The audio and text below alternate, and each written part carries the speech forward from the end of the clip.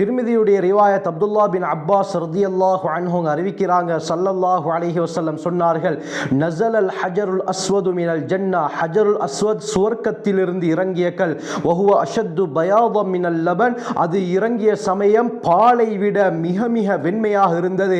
ஃபஸவ்வதத்ஹு ஹதாயா பனி ஆதம், மனிதர்களுடைய பாவங்கள் அதை கருமையாக்கி விட்டது என்று ஸல்லல்லாஹு அலைஹி வஸல்லம் சொன்னார்கள்.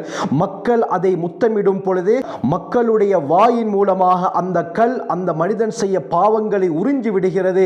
இவ்வாறு உறிஞ்சி உறிஞ்சி அந்த கல்லுடைய தன்மையே மாறிவிட்டது என்று ஸல்லல்லாஹு அலைஹி வஸல்லம் சொன்னார்கள். இப்னு மாஜாவுடைய ரிவாயத் அப்துல்லா பின் அப்பாஸ் ரதியல்லாஹு அன்ஹு அறிவிக்கிறாங்க, ஸல்லல்லாஹு அலைஹி வஸல்லம் சொன்னார்கள், மறுமையுடைய நாளிலே ஹஜருல் அஸ்வத் வரும், அதற்கு பார்ப்பதற்கு இரு கண்களையும் பேசுவதற்கு ஒரு நாவையும் அல்லாஹ் கொடுப்பான்.